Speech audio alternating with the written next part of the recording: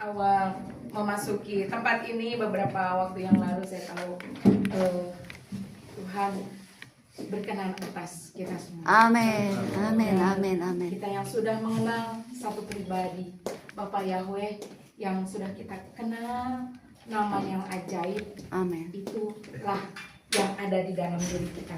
Amin. Waktu penciptaan khusus manusia, ya kita udah tahu dari sekolah minggu bahwa kita khusus manusia diciptakan serupa dengan gambarnya dan diberikan nafas hidup, nafas Yahweh sendiri. Jadi kalau binatang jadilah, maka jadilah. Nggak ada yang ditiupkan nafas hidup kecuali manusia, ya. Berarti ada saat kita bernafas, itu ada nafas Bapa Yahweh. Coba tarik nafas dalam-dalam, hembuskan. Nah itu disebut. Pada saat tarik nafas kita akan bicara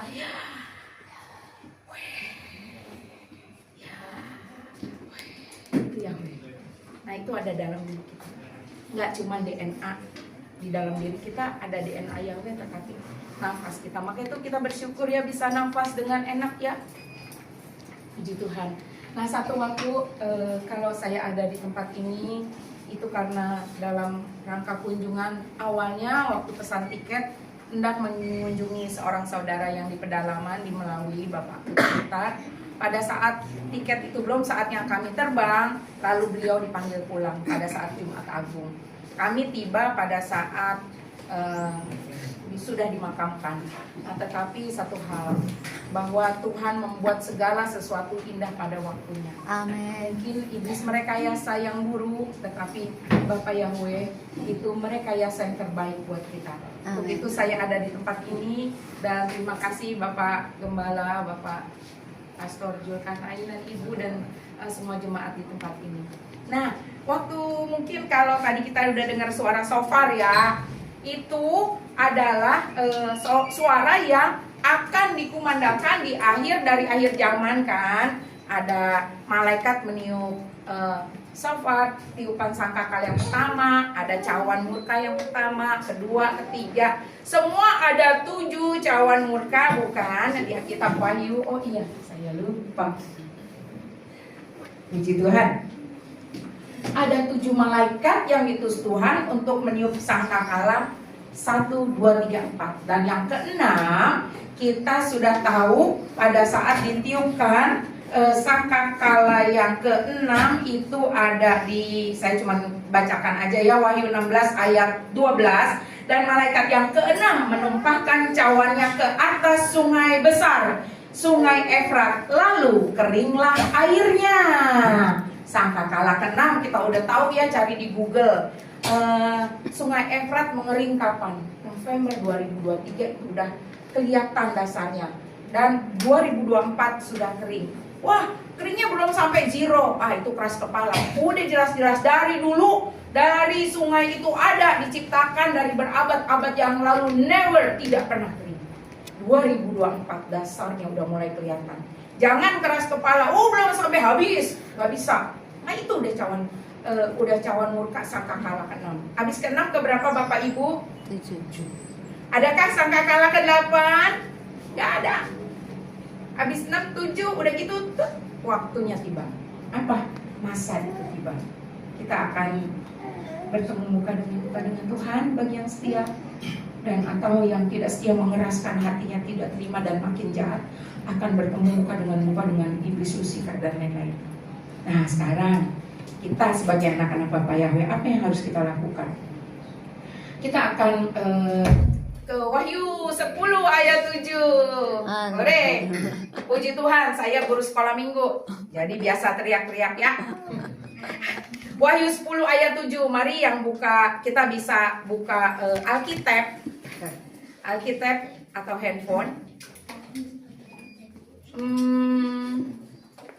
Saya akan bacakan, tetapi pada waktu terjemahan terjemahan ILT, ya. Namun pada hari-hari suara malaikat yang ketujuh akan segera meniup sangkakalanya, maka rahasia Elohim harus digenapi. sebagaimana dia telah memberitakannya kepada para hambanya sendiri, yaitu para nabi yang sudah ditulis di kitab suci kita ya. Itu Wahyu 10 ayat 7. Kapan waktunya? Sekarang. Yaitu rahasia Elohim, rahasia yang Bapa Yahweh belum singkapkan dari dulu sampai sekarang. Sudah mulai disingkapkan satu persatu rahasianya. Yang satu, salah satu sungai Efrat keringlah. Dan itu kejadian. Apa rahasianya? Banyak banget rahasia yang belum disingkapkan. Tetapi saat ini kita akan buka dari satu nabi, yaitu di Yesaya 66. Kita akan belajar khusus hari ini Yesaya 66. Sangkakala ke-7, rahasia Elohim dibukakan. Salah satunya apa rahasia Elohim? Yesaya 66. Nah, kita akan baca ayat 1. Kalau khusus hari ini kita akan bersama-sama baca ayat 1 dan 2. Bersama-sama ya kita akan baca. Udah semua? Biasanya pakai terjemahan apa? IMB. Oh, oke. Baca sama-sama 2, 3. Beginilah Yahweh berfirman, surga adalah tataku dan bumi adalah tumpuan kakiku.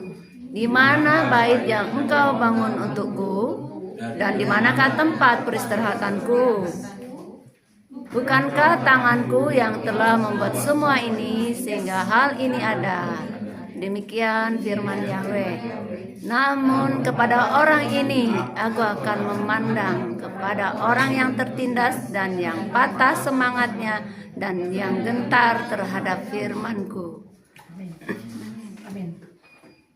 Di sini dikatakan bahwa rahasia Elohim yang akan kita bahas, salah satunya adalah Tuhan bertanya. Elohim semesta alam, Jehovah Sebaot yang menciptakan, kayak lagu tadi, menciptakan langit, bumi dan seluruh isinya diciptakan.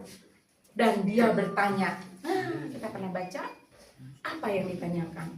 Beginilah firman Yahweh, langit adalah tahtaku dan bumi adalah tumpuan kakiku. Sadar nggak? Oh, kita sudah tahu teorinya. Wah, udah tahu, udah. Tapi bukan itu. Mari kita lebih dalam lagi pelajari. Kalau dia pencipta langit dan bumi, siapa kita? Kita pelajari. Dan Elohim bertanya, bait A yang B-nya. Rumah apakah yang akan kamu dirikan bagiku? Elohim, Bapa Yahweh, Tuhan semesta alam itu bertanya. Di Yesaya 66, tadi kan bilang sangkakala ke-7 yang udah kuberitakan oleh para nabiku. Salah satunya Yesaya. Rumah apakah yang akan kamu dirikan bagiku dan tempat apakah yang akan menjadi perhentianku, kata Tuhan. Ditanya loh kita, saya juga ditanya. Apalagi rumah apakah yang akan kita dirikan bagi Elohim kita, Tuhannya bangsa Israel dan Tuhan kita sekarang.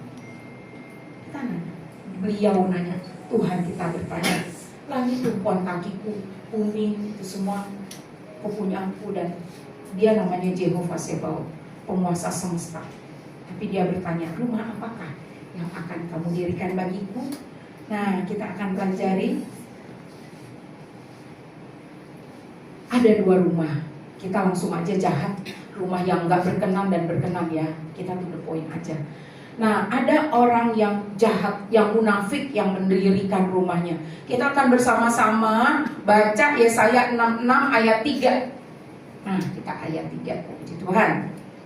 Kita baca sama-sama. Ini adalah rumah orang jahat dan rumah orang munafik, apapun lah namanya. Yesaya 66 ayat ketiga. Satu ayat lagi. Ayat 3. Ya. 2, 3. Ia yang menyembelih seekor lembu adalah yang membunuh seorang manusia. Stop. Ada loh orang di masa akhir ini menyembelih seekor lembu tapi juga membunuh manusia. Ada. Mereka apa? Orang-orang gereja. Di ayat berikutnya itu saudara-saudara kita. Menyembelih lembu artinya apa? Dia tahu mengorbankan korban persembahan buat Tuhan.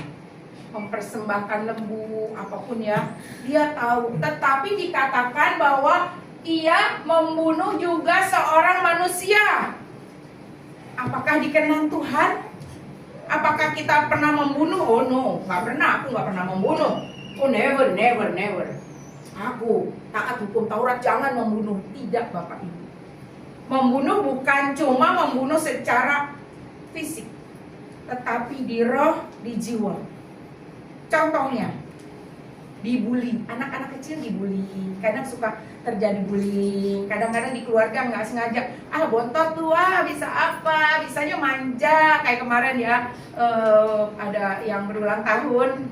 Maria, bontot manja gitu. Untung puji Tuhan, diproses Tuhan di masa kecil, sehingga tidak terjadi Maria yang manja, tetapi Maria yang mandiri. Itu bisa membunuh. Maka itu kadang-kadang kita nggak sadar membuli anak-anak. Dasar lu, bapakmu, bla bla bla, pantesan lu nakal, bandel. Nggak sadar nih, ibu-ibu kalau di rumah kalau lagi kesel mengucapkan kata-kata bullying. Itu apakah membunuh anak secara fisik? Enggak, tetapi di jiwanya tergores. Nah, itu goresan, luka-luka di jiwa terbentuk dari kecil, lama-lama membunuh nanti. Nah, itu goresan-goresan kecil yang harusnya setiap luka itu kalau kita sadar, kita bantu obati sekeliling kita, diobati. Karena apaan? Firman Tuhan bilang kok, Dia yang tahu mengorbankan lembu, tetapi juga membunuh manusia. Ini adalah orang-orang yang munafik. Yang kedua, ia, 2, 3. Ia yang mengorbankan anak domba adalah yang mematahkan leher anjing. Stop. Mengorbankan anak domba, bukan. Mengorbankan anak domba, benar. Tapi dia juga mematahkan leher anjing, sadis. Kita tahu anjing karena hewan yang setia ya. Mungkin sesama kita juga seperti jemaat yang setia. Tetapi oleh orang-orang jahat munafik yang mendirikan rumahnya baiknya juga melakukan hal itu sama, mengorbankan anak domba, tetapi juga mematahkan orang-orang yang setia, leher anjing, yang setia sama Tuhan, yang setia apapun yang Tuhan yang perintahkan dia lakukan dengan setia. Kadang gereja di Jakarta ya, dan di pedalaman itu tanpa sadar melakukan hal ini. Apalagi mungkin bahkan mungkin di sekolah-sekolah Kristen, di sekolah-sekolah umum, kita akan mendapati kok yang berbuat begitu kebanyakan mungkin saudara-saudara kita juga kok, yang menyakiti hati kita. Kita udah setia memuji Tuhan, kita udah beribadah, mungkin kita yang menyapu, membersihkan, memasak di rumah, susah-susah memasak dengan penuh cinta, sampai sini digituin aja kok, dipatahkan leher anjing. Kesetiaannya kayaknya nggak ada harganya. Udah lu pergi aja lah, nggak jauh-jauh kok. Saudara kita sendiri bisa. Itu apa? Itu firman.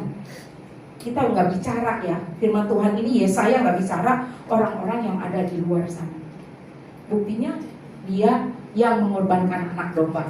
Selanjutnya 2, 3. Ia yang mempersembahkan persembahan sajian adalah yang mempersembahkan darah babi.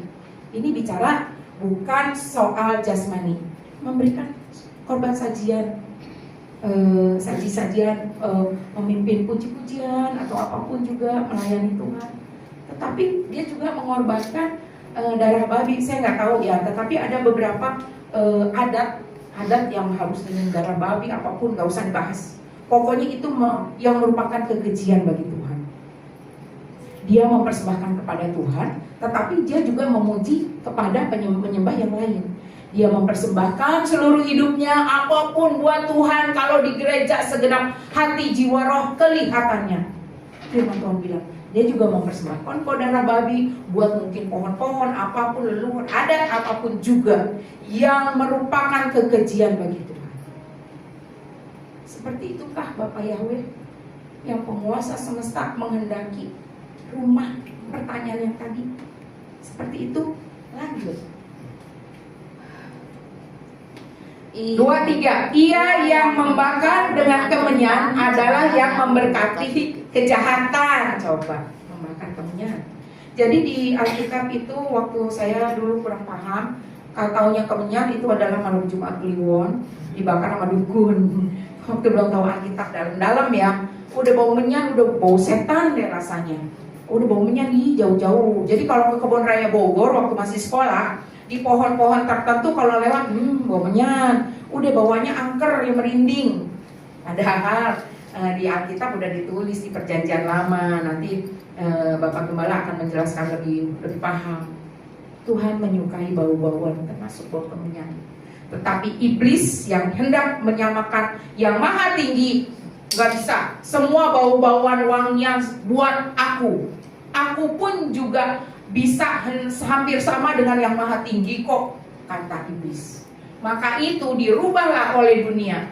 Yang tadinya bau-bauan kepada Tuhan dibalikan kepada iblis. Dan itulah yang kita ingat sekarang. Saya ingat Jumat Kliwon bau menyan di mana-mana, di kuburan, dimanapun. Enggak, sebetulnya itu wangi-wangian untuk Tuhan. Jadi kalau Bapak Ibu baca ini membakar dengan kemenyan ini untuk Tuhan ya, bukan untuk iblis. Kemenyan adalah yang memberkati kejahatan. Bakar menyan untuk apa? Untuk dapat duit kok. Ke gunung-gunung ini dan gunung itu, kalau di Jawa ada namanya Gunung Kawi ya. Itu aneka agama. Kalau agamanya nah sesembahannya bentuknya seperti bangunan-bangunan tersebut. Kalau agamanya apa, wah rada-rada Kristen lah gitu. Gunung Kawi tetap. Jadi dia membakar kemenyan bukan untuk Tuhan, tetapi untuk kejahatan, memberkati kejahatan. Seperti itu yang Bapak Yahweh mau rumah. Elohim bertanya, apakah kita enggak seperti ini? Jangan. Lalu selanjutnya mereka telah memilih jalan mereka sendiri dan jiwa mereka bersuka dalam perkara-perkara yang menjijikkan. Ini satu perikop untuk kita menghindari Yesaya 66 ayat 3. Itu ada di rumah Tuhan. Itu ada di persekutuan anak-anak Tuhan. Orang yang begini mempersembahkan tetapi melakukan begini, mempersembahkan pujian penyembahan, doa syafaat, tetapi melakukan ini juga. Dan Tuhan bilang perkara-perkara yang menjijikkan. Kita lanjut ke ayat 4. Kita akan belajar di Yesaya 66 ya.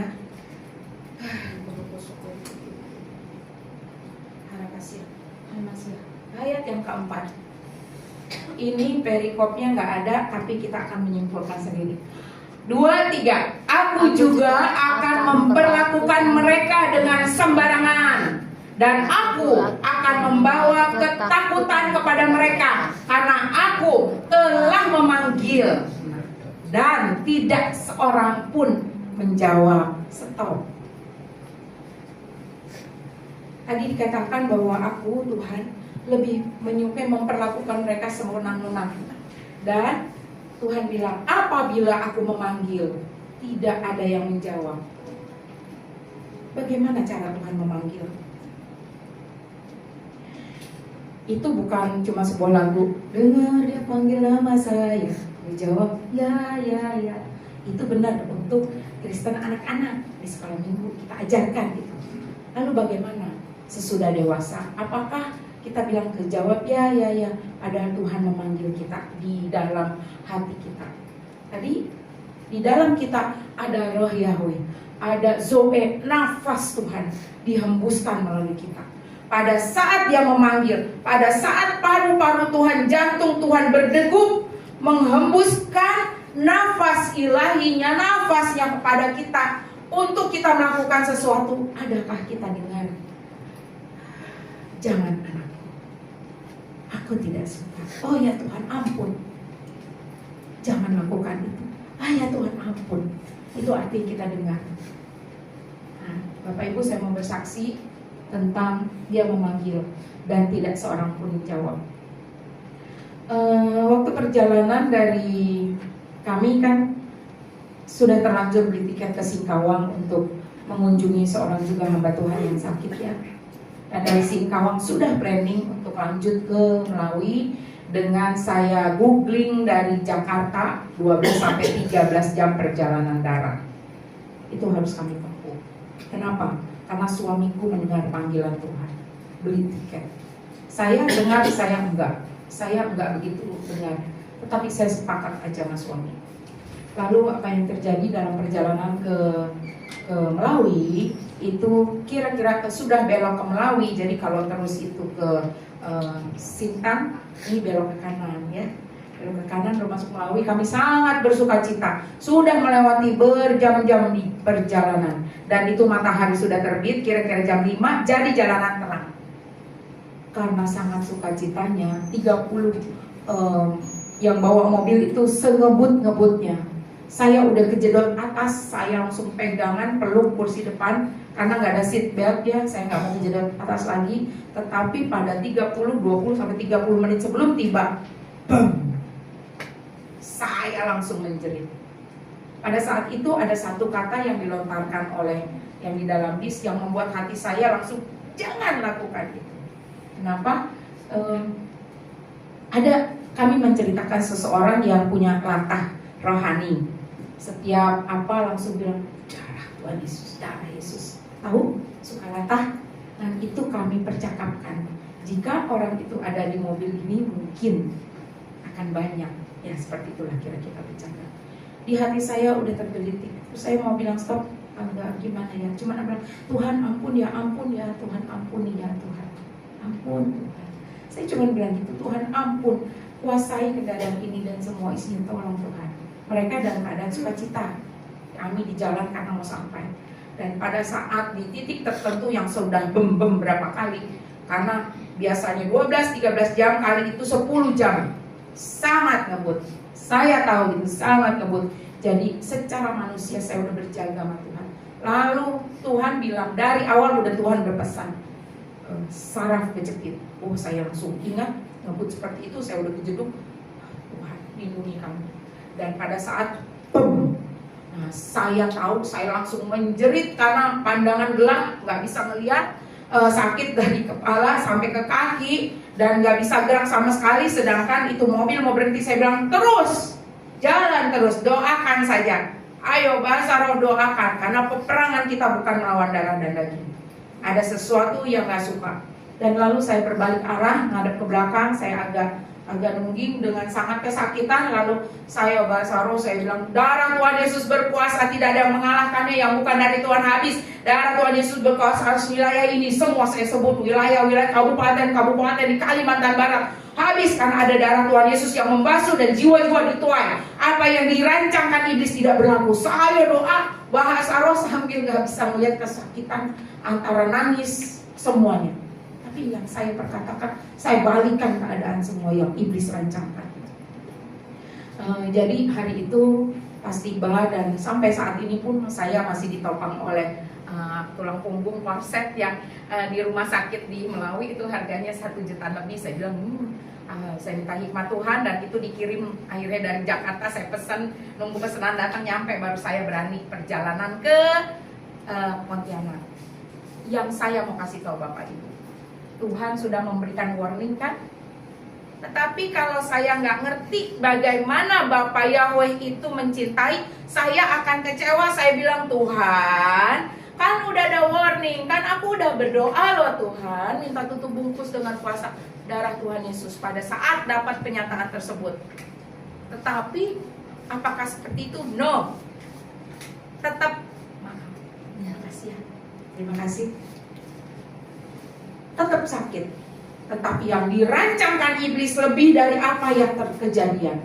Saya tahu banget bahwa kita anak-anak Tuhan melangkah bukan hanya untuk mau menghibur, saya datang. Enggak. Dari Jakarta kami udah bawa selengkap senjata yang Tuhan berikan untuk di setiap titik apapun yang Tuhan suruh duit, langsung lakukan sesuatu. Kami akan lakukan untuk belajar mendengar apa yang Bapak mau. Tuhan maunya apa? Pada saat dia memanggil, tidak seorang pun yang menjawab, tapi aku menjawab. Kita semua menjawab, ya Tuhan, tolong telingaku kalau aku gak dengar ya, tolong hati. Jadi apakah kecewa? Enggak.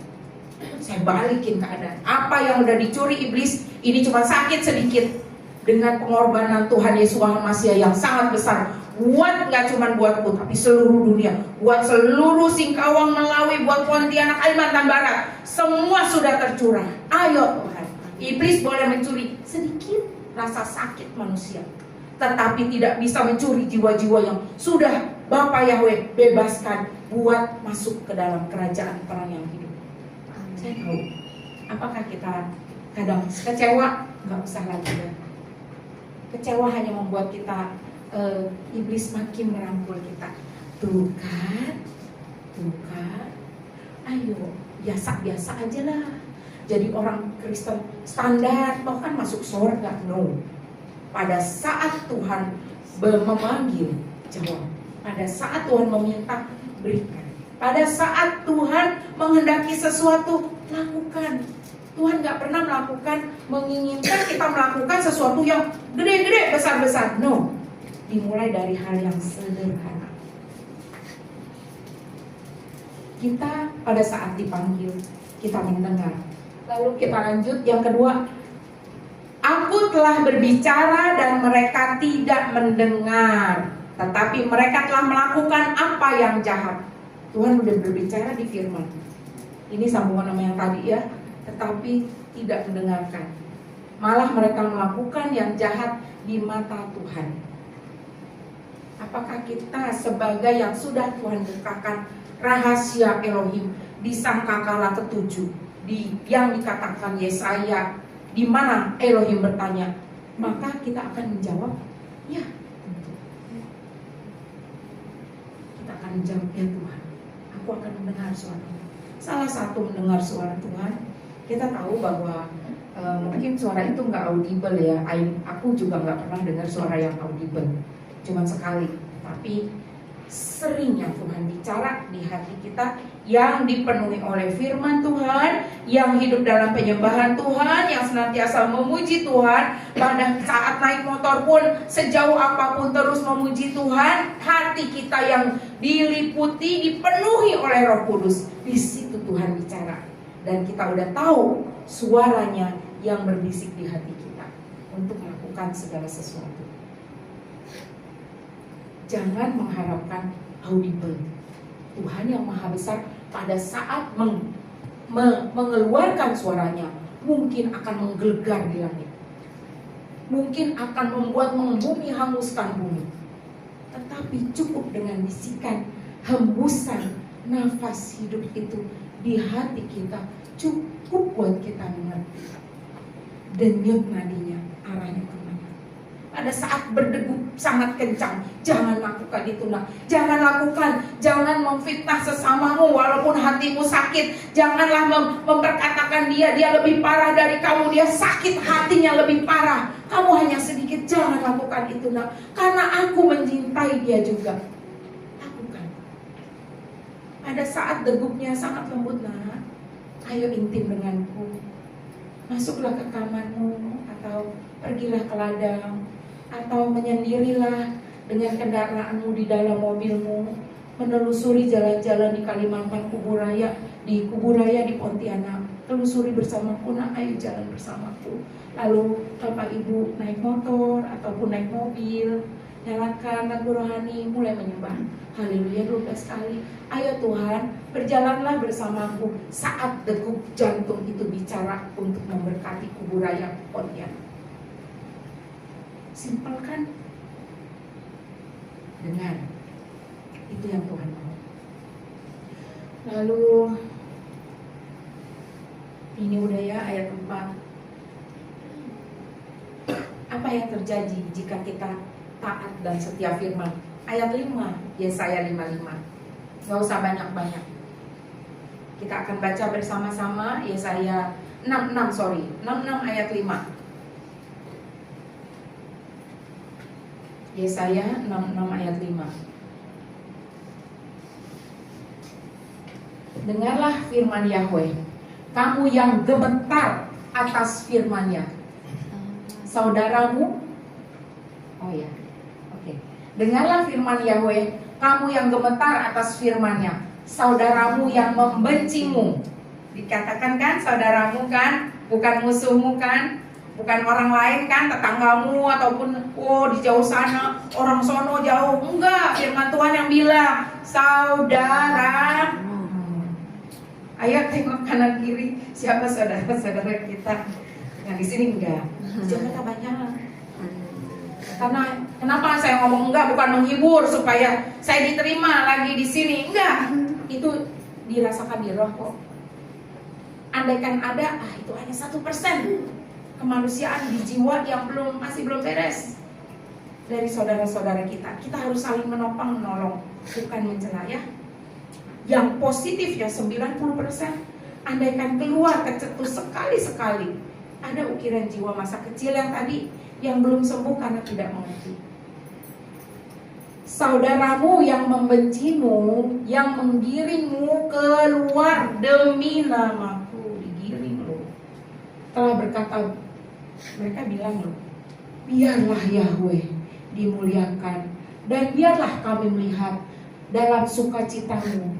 Namun mereka merasa malu. Mereka bilang kok, kiranya damai sejahtera menyertaimu saudaraku. Kamu mau pindah gereja kan? Hahaha. Sekarang bersih leader di tempat ini, gue sendiri gak ada saingan. Gue gak betah. Silakan, kiranya di tempat lain engkau diberkati. Apa ya? Saudara kita kok yang mau? Firman Tuhan. Mau seperti itu di tempat ini gak ada. Gak ada. Karena kita tahu sangkakala ke-7 satu firman-Nya Yesaya 66 dinyatakan di tempat ini dan dibukakan. Kita sudah tahu bagian kita mengobati satu dengan yang lain. Kalau yang dari luar masuk udah tersakiti apapun, ayo mari silakan masuk. Kita obati bersama-sama. Ayat yang ke-6, Yesaya 66 ayat 6. Nah, ini. Mereka musuh siapa? Orang-orang yang ngomong saudaraku. Kiranya 66 ayat 6. Baca bersama-sama 2-3. Ada suara kegemparan dari kota, suara dari tempat suci, suara Yahweh yang sedang mengadili kepada musuh-musuhnya. Bukan musuh kita, bukan saudara-saudara kita itu. Peperangan kita bukan melawan darah dan daging tapi melawan penguasa di udara. Dan itu bukan musuh kita. Seperti yang di perjalanan itu, yang si jelek itu hendak menghempaskan kami, tetapi Tuhan luputkan. Peperanganku bukan melawan yang bawa mobil, no. Mereka saudaraku, bukan melawan celah yang dibuat dengan bercanda-bercandaan, no. Peperangan itu antara Bapa Yahweh dengan musuh-musuh. Karena apa? Karena Tuhan mencintai Kalimantan. Amin. Itu yang saya tahu. Kita pun harus paham. Andaikan ada sekelumit kejadian, jangan fokus kejadian itu. Dulu sakit banget. Dulu berapa hari. Ada yang bilang, di ronsen digini-gini. Enggak. Bapak Yahweh menopang aku. Dia memberikan kekuatan kepadaku. Apapun kita perkatakan setiap firman Tuhan. Ya, pembalasan Tuhan sendiri yang melakukan pembalasan terhadap musuh-musuhnya. Kita akan bacakan ayat yang terakhir. Masih di Yesaya 66 ayat yang ke-1 yang bagian B. Rumah apakah yang akan kamu dirikan bagiku, dan tempat apakah yang akan menjadi perhentianku. Lalu kita akan tutup dengan ayat yang ke-2B. Tampilkan pertanyaan Yahweh tadi. Pertanyaan Bapak Yahweh, rumah apakah yang akan kau dirikan bagiku? Itu semua ada di rumah Tuhan. Ada yang orang seperti itu, saudaraku kekasih, hanya di bibir tapi di belakangnya, atau yang benar-benar murni. Yesaya 66 ayat 2b. Kita baca ya, dari tanda kutip 2-3. Namun kepada orang ini aku akan memandang, kepada orang yang tertindas dan yang patah semangatnya dan yang gentar terhadap firman-Ku, Bapa Yahweh akan memandang. untuk berhenti, menjadi tempat perhentian kepada apa? Orang yang huru-hara bersorak-sorai, enggak, kepada yang mengalah, yang mengerti firman, tidak membalaskan kejahatan dengan kejahatan kepada sesama saudara, tetapi yang mengerti firman, yang tertindas sepertinya tertindas, tapi enggak, firman Tuhan bilang, yang sepertinya patah semangatnya, iya, semangatku patah, dibully, diledekin, diapain di gereja, udah tahu setia, Bapak Gembala ngomongin ke saya tentang yang jelek-jelek, tetapi Tuhan bilang, namun kepada orang ini aku akan memandang dari surga Bapa Yahweh Jehovah Sebaot yang menciptakan langit dan seisinya, di mana bumi tumpuan kakinya, tapi dia memandang kita yang apa? Yang patah hati, tertindas, yang gentar, yang takut sama Tuhan, yang takut sama firman Tuhan. Itu yang dipandang Tuhan. Ini sebuah rahasia di dari akhir zaman yang banyak orang lain termasuk saya enggak ngerti sebelumnya. Mau dipandang Tuhan. Amin. Dan surga. Amin. Kepada orang yang tertindas, bukan tertindas secara apa ya, apalah dikata-katain, enggak, tetapi hatinya tertindas. Tapi kita tahu kita hanya bisa bertekuk lutut di hadapan Tuhan. Tuhan, saudaraku begini, tapi dia kok pakai luar biasa, ampuni dia ya Tuhan. Aku memang dicaci maki di hadapan gembala, mungkin aku dikata-katain, mungkin di hadapan pemusik juga aku diomong-omongin, mungkin di hadapan gereja lain, Tuhan, gerejaku itu seperti ini. Tapi aku mohon Tuhan, aku bersujud di hadapan-Mu, ampuni mereka Tuhan. Nah, kepada kuasa-kuasa yang membelenggu mereka, habisi di dalam nama Tuhan Yesus Kristus. Doakan. Firman Tuhan bilang, Tuhan mencintai gak cuma kita kok, gak cuma untuk kalangan sendiri, enggak, tetapi cinta Tuhan untuk seluruh dunia. Apalagi saudara-saudara kita yang itu, kalau dia masih melakukan yang tadi kita baca, masih terus bebal, masih terus ngeyel, masih terus berbuat yang menjijikan, bukan urusan kita. Kita sudah mendoakan, asal hati kita murni, agar saat jantung Tuhan itu berdegup kuat ataupun lembut, kita dengar suaranya ke arah mana Tuhan mau kita melangkah. Mungkin untuk hari ini cukup setiap firman Tuhan, biarlah manis kau dengar Tuhan. Kita akan serahkan hidup kita kembali kepada Tuhan. Amin. Mungkin gereja kita pun dikucilkan, di kata-katain yang enggak. Mungkin persekutuan kita juga diomong-omongin orang. Enggak peduli Tuhan, mereka enggak mengerti kok. Tetapi tolong buat mereka mengerti karena kasih karunia. Amin. Agar saudara-saudaraku, setiap selumbar balong-balong yang ada di antara kami terhempas, terobek, roboh di dalam nama Tuhan Yesus. Agar kita bisa melihat muka dengan saudara dan dengan Tuhan. Kita akan angkat pujian.